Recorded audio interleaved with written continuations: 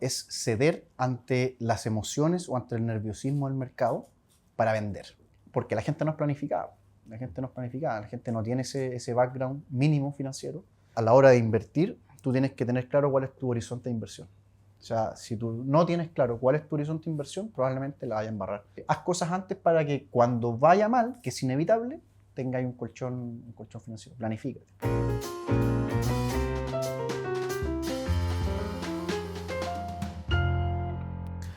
Hola, ¿cómo están? Bienvenidos a un nuevo capítulo de Mente Inversionista, en donde estamos introduciéndonos en este mundo de la inversión de clientes, de personas que en el día a día toman decisiones de inversión. Mi nombre es Sergio Tricio, gerente general de Patrimor, y Fernando Sleve, gerente de inversiones, que estaremos precisamente en el día de hoy entrevistando a Max Bush de Sartor, gerente de inversiones de Sartor. Muy bienvenido, para que nos cuentes de tu historia y muchas de las cosas que vamos a estar hablando como en otros capítulos. ¿Qué tal? Muchas gracias por la invitación, primero que nada, Fernando, Sergio. Súper contento y como les decía antes, bien honrado también que se interesen por al final un poco más la industria, por poder contarles un poco más de lo que hace Sartor. La verdad que súper feliz de estar con ustedes. Genial. Y bueno, la primera pregunta que partimos con todo es conocerte un poquito más. ¿De dónde nace este interés por el mundo de las inversiones, de las finanzas? ¿Qué pasó en tu adolescencia? Cuando chico, quizás. Claro. Mira, la verdad que la vocación por las finanzas en mi caso fue como bien como a última hora, digamos. No te voy a decir que a los 12 años yo estaba pensando en bonos corporativos. De hecho, mi primera carrera fue astronomía. ¿En serio? Astronomía. Y básicamente era una carrera mucho respeto para mis compañeros que siguieron. Era una carrera muy, muy difícil.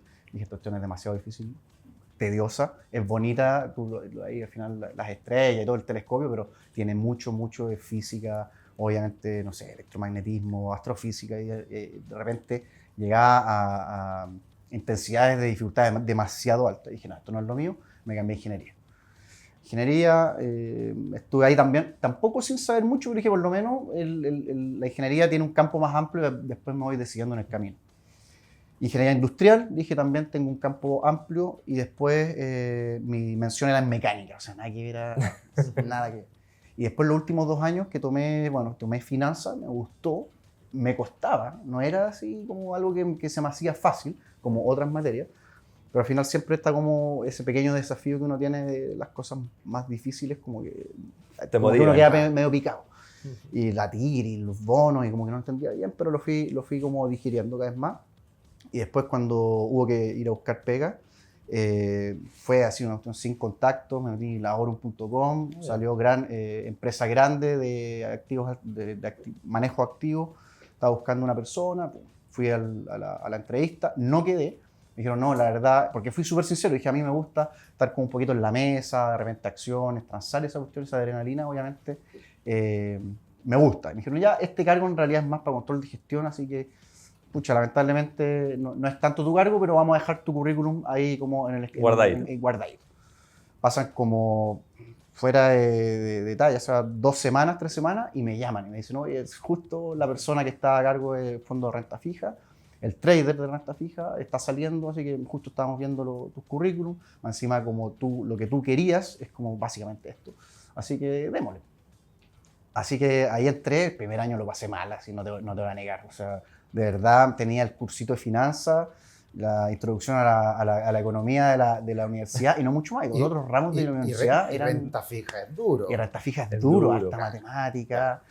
Entonces, o sea, no te preparan, de hecho, en la universidad para... No, nada. Y es muy teórico en la universidad. Al final tú veis el CEBRA al final y veis los remates. Y una cuestión mucho más práctica, que tenéis que ser rápido.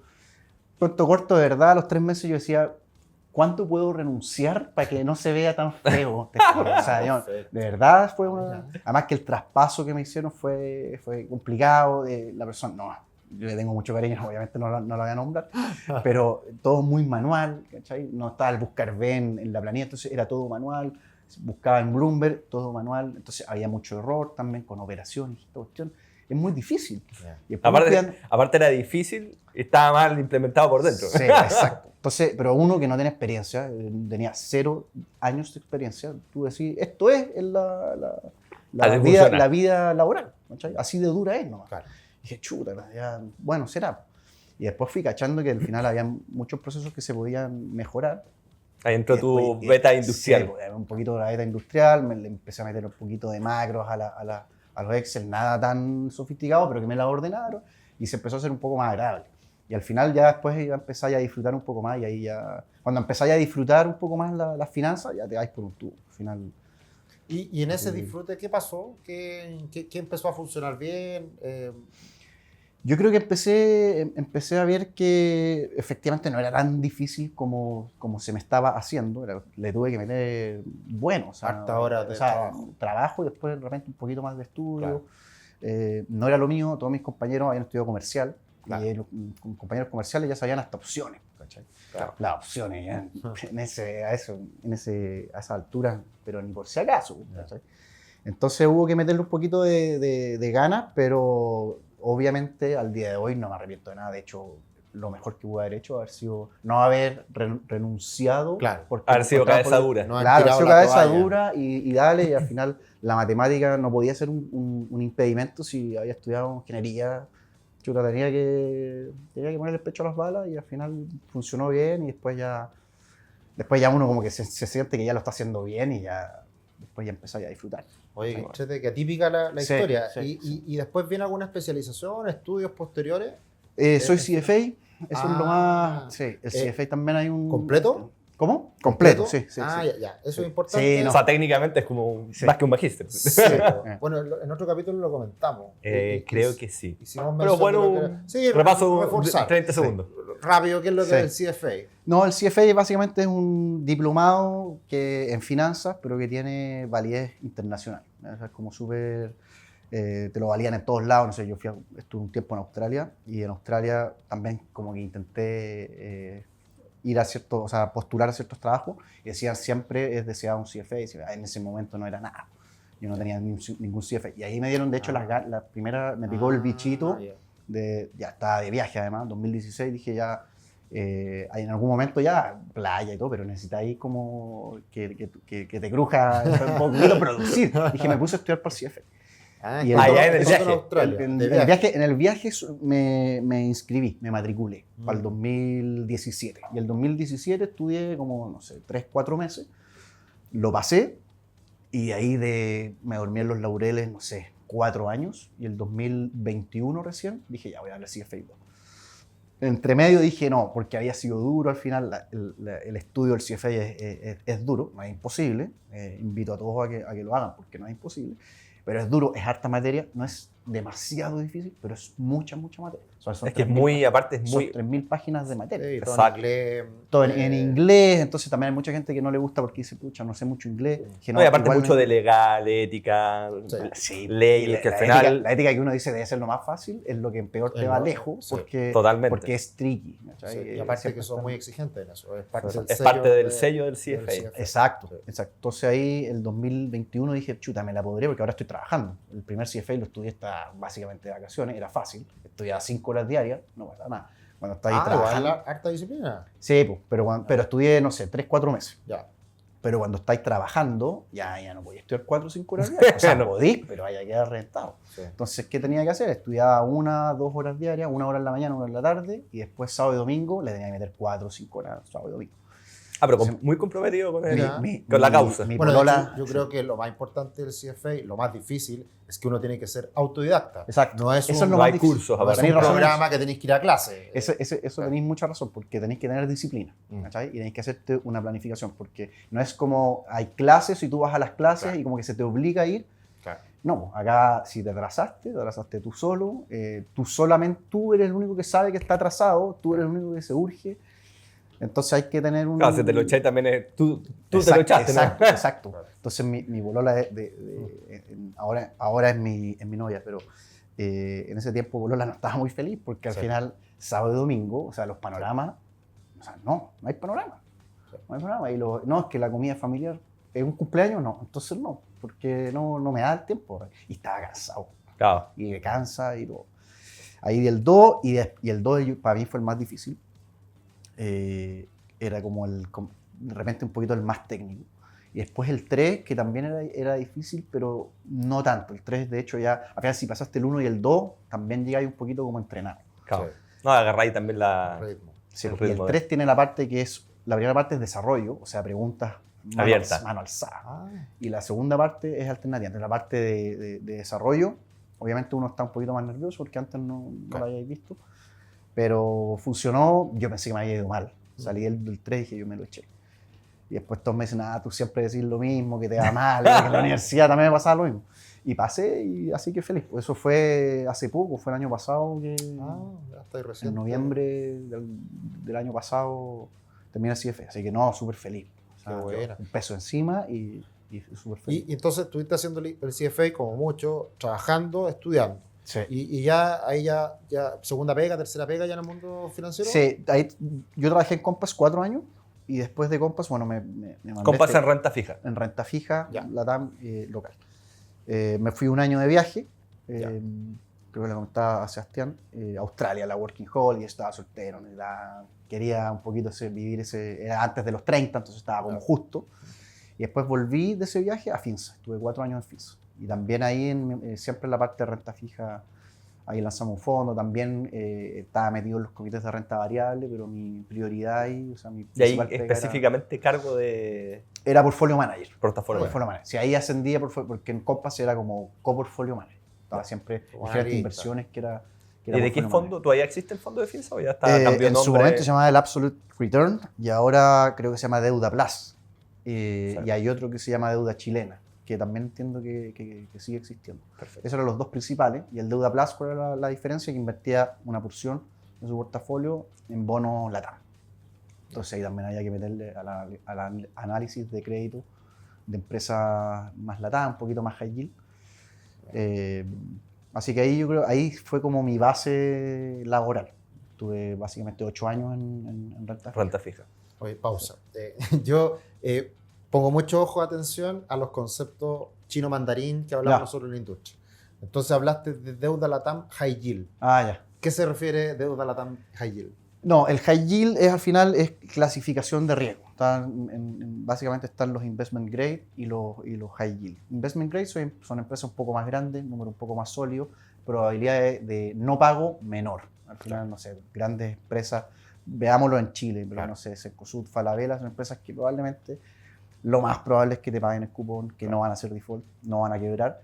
Y por lo tanto, como esta cuestión siempre es riesgo-retorno, pagan un poquito menos, la tasa es un poquito más fome, pero tiene una probabilidad de que te van a pagar mucho mayor. Es el high grade o grado de inversión que se llama en Perfecto.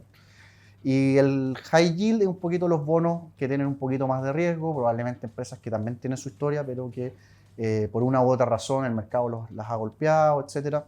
Un mal momento de la Un mal economía. momento de la Claro, economía. un mal momento de la economía, no sé si lo llamamos a Chile, algunas empresas de retail que Claro.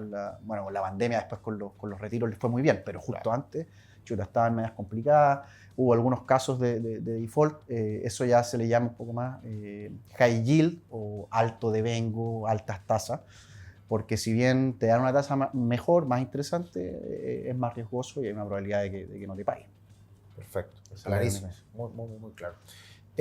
Bien, ahí está un poco la historia, ahí está un poco esta transformación de estudio. Y hoy día estás en Sartor. Sí, De Finsa, entiendo, pasaste a Sartor. sí.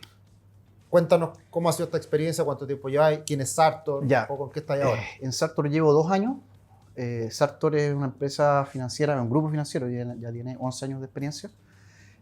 Su especialidad son los activos alternativos, más específicamente la deuda privada, ¿ya? Pero también se constituyó como un actor importante en lo que es wealth management o lo que es gestión patrimonial. Entonces tiene esas 2 grandes áreas, la parte de la GF, donde están los fondos de inversión, y la parte de gestión patrimonial, que es un poco más parecido a lo que hace Patrimor, que se le gestiona la plata a clientes de alto patrimonio. Y en la parte de la GF, yo actualmente soy gerente de inversiones, manejamos 10 fondos públicos. De esos 10 fondos públicos, 7 son enfocados a los activos alternativos, específicamente deuda privada, y los otros 3 son más enfocados a lo que es deuda inmobiliaria o derechamente inmobiliaria. Desarrollo inmobiliario. Desarrollo, renta inmobiliaria. De esos 10 fondos son 7 locales, 7 fondos chilenos y 3 fondos que están constituidos afuera. Uno Caimán, que es de deuda privada internacional, que tiene dólares, y otros 2 fondos de facturas que los tenemos con Credit Corp en Perú. Perfecto. Credit Corp es nuestro único aportante y son 2 fondos, uno en soles y el otro en dólares, pero el pagador final de esa factura es peruano. Es un pagador peruano. Credit Corp es el único cliente del fondo. Exacto. O al mismo tiempo está involucrado en la... Credit Corp Perú hace un fondo de inversión. Ellos, ¿quiénes son los aportantes de ese fondo? Su misma banca privada. Y ese fondo de inversión, a su vez, es como un feeder de nuestro fondo. Invierte en nuestro fondo. Perfecto. Y nosotros somos los que manejamos el fondo, los que llevamos la política de inversión. Obviamente hay que reportarle. Hay una side letter porque no es exclusivo para Credit Corp. Si el día de mañana llegara otro aportante, podría entrar. Credit Corp no podría decir nada. Pero hay una side letter que mientras Credit Corp tenga una participación muy importante, sobre el 50% de esos fondos, ellos llevan un poquito los límites, los covenants, etcétera, de dónde no me puedo pasar. El reglamento, básicamente. Que se cumpla el reglamento ya es un poquito más allá del reglamento. Ya. O sea, por ejemplo, el límite por emisor, el límite por industria, que son como políticas más de riesgo interna, ellos también están metidos y bueno, tenemos que reportarles un poco más a ellos. Perfecto. Tocaste un concepto que a veces se confunde y dijiste que hay un fondo que está en Isla Caimán. Claro. Isla Caimán es un paraíso fiscal. Sí. ¿Por qué la razón de colocar un fondo ahí? Son razones tributarias. Exactamente. No hay nada ilegal. Exacto. De verdad te dicen Caimán y suena al tiro como que Claro, algo medio algo raro. raro. Exacto. No, pero esto está basado en Caimán. En general, los fondos de inversión se basan o en Caimán o en Luxemburgo. Y en Luxemburgo y Caimán la razón es la misma, tributaria, pero no significa que esté desregulado ni mucho menos. En Caimán tienes a CIMA, que es como la CMF de Chile, que está regulado, tienes que estar auditado, tienes que reportar balances, etc. No es como una caja negra que no se sabe nada. Sí, te hice la pregunta porque muchas veces cuando alguien dice que está constituido o hay algo en un paraíso fiscal, al tiro es como, cuidado. No. Sí. El paraíso fiscal, una de las grandes ventajas es que no hay tributos, no se pagan impuestos y por lo tanto para inversionistas de varias partes del mundo tiene la ventaja de que no te golpeas 2 veces. Exacto. Entonces al final uno como inversionista desde Chile o de cualquier parte del mundo, uno tiene que tributar en Chile. Paga su impuesto en Chile. Tiene que pagar su impuesto en Chile porque es residente en Chile y todo, cumplir con la norma. El que esté en paraíso fiscal es solamente un vehículo que te beneficia en términos tributarios, no más que eso. Ya, bien. Es para evitar, por ejemplo, el tema de los fondos en Estados Unidos, los fondos mutuos, que tienen el impuesto del fondo, exacto, que después obviamente paga en Chile, y aparte tienes el withholding taxes. Exacto.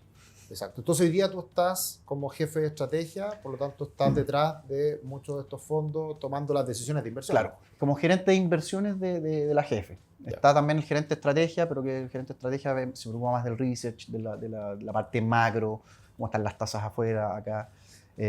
Hace muchas presentaciones, un poco más del área de estudio. Yo no estoy en el área de estudio, estoy más como encima de los fondos que funcionen, que renten bien y que cumplan la normativa. Así, básicamente esas son las 3 como puntos fundamentales que yo no me puedo salir de ahí. Perfecto. ¿Y ahí tu equipo, quién conforma un equipo que lideráis tú en este caso? Bueno, está el director de inversiones, que está en este caso Alfredo Hars, por encima mío. Él es socio de Sarto, además es director de inversiones. Bajo él vengo yo, que soy el gerente de inversiones, y bajo mío vienen los portfolio managers, que son las personas que se dedican a un fondo en particular, o 2 o 3, son sus fondos y ellos son como los gerentes generales de su fondo. Y lo mismo, tienen que cumplir que estén los pagarés bien notariados, que el fondo esté rentando bien, que la morosidad no se les dispare, que las provisiones del fondo estén bien constituidas y que tenga un stock relativamente razonable, etc. ¿Y quienes los ayudan a ellos? Los analistas que vienen de abajo. Hoy día tenemos 3 portfolio managers y tenemos 2 analistas. Claro, y acá en el mundo de la deuda privada hay cierta complejidad adicional porque no son muchas veces instrumentos públicos. La gran diferencia en instrumentos, o más bien en una clase de activos como renta fija, renta variable, en donde uno compra instrumentos y los vende en el mercado, acá la deuda privada es un mundo más de la calle, como se dice.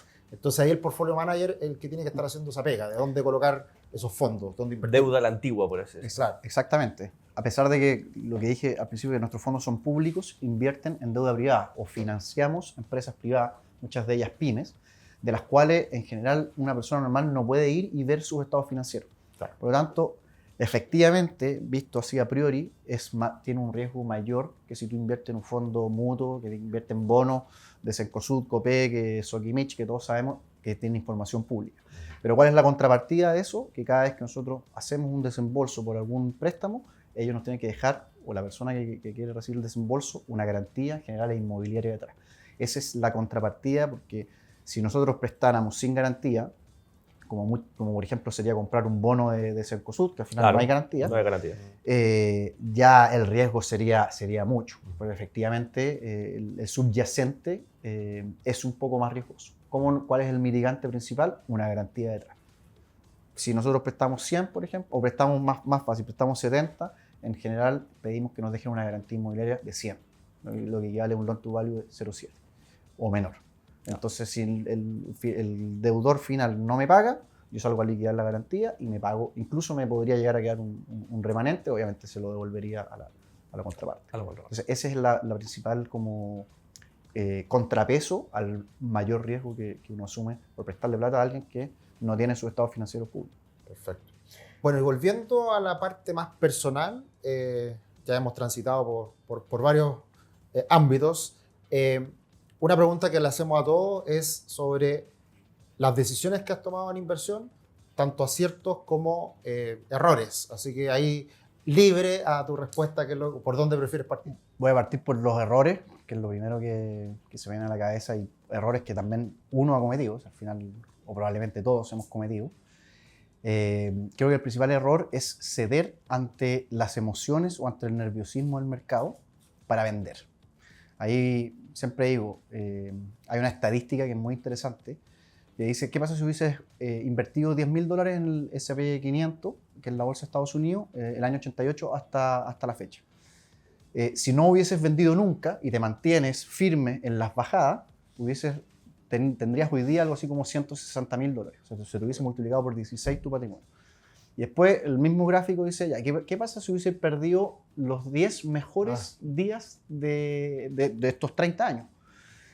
¿Cuándo son los mejores días? En general, cuando hay una baja. Cuando son los rebotes. ¿Qué pasa si tú hubieses perdido los 10 mejores rebotes y llegáis a algo así? Hoy día tendríais $70.000, o sea, tendríais la mitad de la plata. Que yo lo encuentro, pero brutal. Salvaje. Y el gráfico seguía. ¿Qué pasa si tú hubieses perdido los 20 mejores, los 30? Y si tú hubieses perdido los 50 mejores días en 30 años, que es poco, te perdiste los 50 días y tendrías hoy día $12.000. Claro. O sea, ese es un error que es garrafal. Porque al final a todos nos pasa, porque todos nos ponemos nerviosos. La bolsa está bajando mucho, vendes, pero después te pierdes todo el rebote. Lo que pasa cuando te cambias del fondo A al E, te cambias de lado porque está rentando negativo, el E va a empezar a rentar súper bien porque es renta fija, bueno, exceptuando algunos años, y te vaya a perder todo el rebote. Eso me encuentro un error que no hay que cometer. ¿Y eso te ha pasado entonces en términos personales? Sí, al principio claramente. Uno también tiene sus inversiones personales y también se asusta. Otro ejemplo, en la pandemia, los bonos bancarios, corporativos bancarios en Chile llegaron a tener un spread, no sé, de 320, 350 puntos. Un Santander, por ejemplo, que era una locura. Y en ese momento manejamos fondos de renta fija local, también hubo un poquito de nerviosismo, también sacamos algo. Decía, ¿pero cómo? O sea, 350 puntos de spread, un bono bancario del Santander. Era un regalo, pero el mercado se asustó y nadie lo vio. Y al otro día bajó a 100 o a 120. Fue un pic así. Como lo de esta semana, por así decirlo, las últimas 2 semanas. Claro. Entonces son cosas que después uno va quedando y decir, no quiero cometer este error de nuevo. O ya, voy a vender algo, pero no todo. Oye, pero tocaste un tema súper importante, que al final uno lo ve, y bueno, uno que ya lleva hartos años en este mundo, uno ve situaciones y dice, es tremenda oportunidad, pero en ese momento donde uno está inundado de noticias negativas, de que se está acabando el mundo, no es fácil tomar esa decisión. Hay que tener pachorra, sí. Y ahí ¿cómo lo dijiste tú, experiencia. Al final yo creo que los años, las canas te van de cierta manera dando esa mayor fortaleza para tomar esas decisiones difíciles. Y ser disciplinado al final. Yo creo que eso también, un poco yendo a tu pregunta, que es cuál es el principal acierto. ¿Cómo evito vender cuando hay que vender? Siendo disciplinado. Diciendo, esto es una inversión mía a largo plazo. no me puedo asustar con los vaivenes que están entre medio y yo me voy a mantener. Y al final está la ley de los grandes números en probabilidades, que al final es, mientras más largo es el plazo, más certero es la rentabilidad que vas a tener. Y mientras más corto el plazo, más se parece a ir al casino al final. Claro. Es un poquito una ruleta. Entonces... Y ahí en la disciplina yo creo que es importante regla, o sea, cómo uno se disciplina estableciendo ciertas reglas, cómo de repente uno toma decisiones de manera más automatizada para que la disciplina funcione mejor. Y ahí, por ejemplo, en el ámbito personal o también tú como estratega, contando detrás de fondo, ¿tienes algunas reglas que son como sagradas? Súper sagradas, o sea, buen concepto. Yo creo que una buena regla, a pesar de que puede ser obvio, es si tú tienes un porcentaje de ahorro, puedes ahorrar en algún grado un porcentaje, ir guardándolo, ir ahorrándolo, pero ir ahorrándolo, en realidad irlo invirtiendo un poquito cada mes. Puede ser en una PB, puede ser en un fondo de inversión, etc. Pero al final eso la gente tiende a subestimar un poco el efecto que tiene eso en el largo plazo. Eres disciplinado y constantemente pones unas luquitas, aunque no sean muchas, eso en 20 o 30 años se transforma en una bola de nieve y que te puede significar al final tu tranquilidad cuando jubilís. O sea, es una cuestión que todos lo ven muy lejano, pero es demasiado importante. Y veis hoy día que gran parte de los chilenos no lo hacen mucho. Hay un tema también de que no hay educación financiera, que para mí, a mí debería ser, pero de los principales cambios que hoy día educativos que deberían haber, porque la gente no es planificada. La gente no tiene ese background mínimo financiero y empieza a ocupar la tarjeta de crédito para, no sé, supermercados. Hay veces que inevitablemente puede ser necesidad, pero otras veces es mala planificación. Entonces, ahí yo creo que hay harto por mejorar y también viene de una cosa de Estado. O sea, que empieza a haber educación financiera en Chile, creo que es una cuestión que en algún momento tiene que ocurrir. En eso estamos. Educar sí, ustedes lo hacen muy bien. A la gente. Sí. ¿Alguna otra pregunta antes de ir a la final? A la final.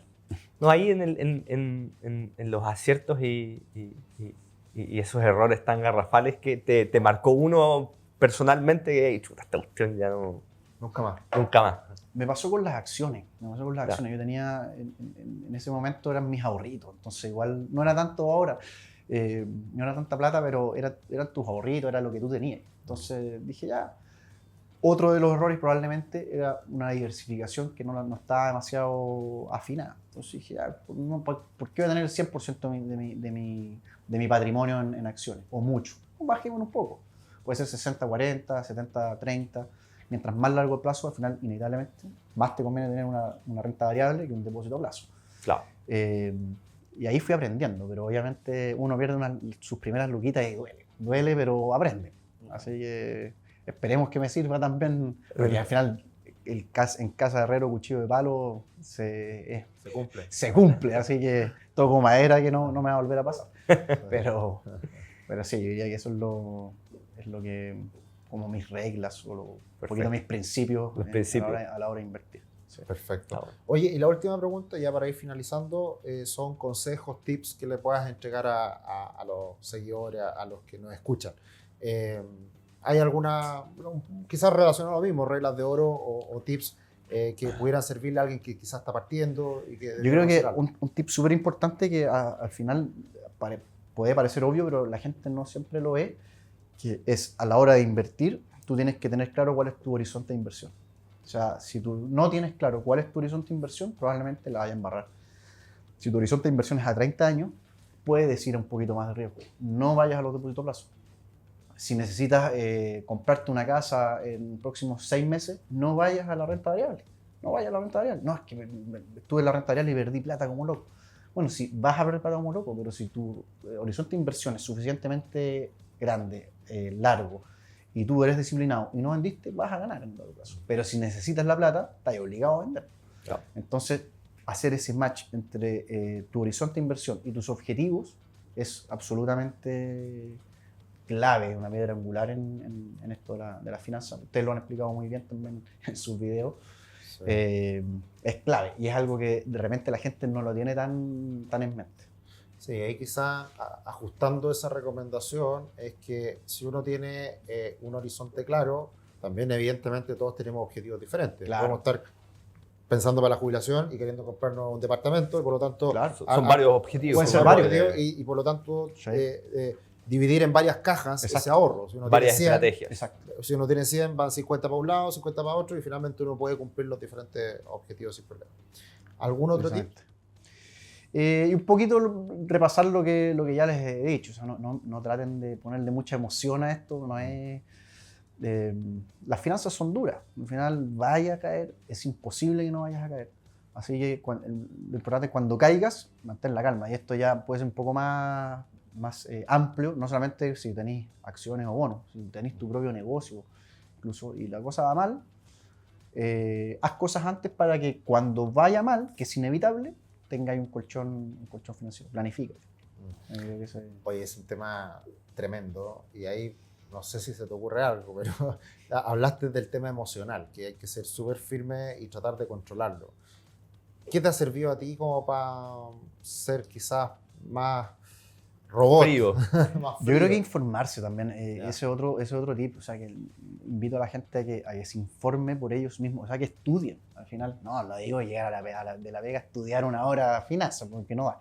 Pero ir leyendo, esas cosas te van al final haciendo clic. Los mismos consejos de Warren Buffett, hay muchos videos. Warren Buffett habla algo parecido, si lo que estoy diciendo no sale de mí, digamos. O sea, y son conceptos medio fáciles de entender, pero que a veces la gente no los retiene. Se les olvida, y por qué culparlos si no es su tema, y van cometiendo esos errorcillos. Entonces estudien, vean videos de repente, los mismos videos de Patrimon o videos en YouTube, los mismos consejos de Warren Buffett, que es un monstruo en lo de las finanzas, que te van ayudando a poquito. Y no vaya a aprender en una semana, pero si estáis constantemente, no todos los días, pero constantemente, en un año te aseguro que vaya a haber crecido financieramente y vaya a poder tener unas finanzas personales al final mucho más ordenadas. Absoluto. Buenísimo. Gran recomendación. Y educación financiera, somos insistentes en el tema, para eso estamos haciendo este contenido y todas las cosas que hacemos habitualmente. Nos encanta poder transmitir todo este tipo de consejos, por eso la entrevista. Te agradezco 1.000.000, Max, ha sido muy entretenido y grandes consejos para que nuestros seguidores, nuestra comunidad puedan aprender y seguir en este camino de mejorar en la educación financiera. Gracias, Fernando. Gracias, Max. Y nos encontramos en otro capítulo de Mente de Inversionista.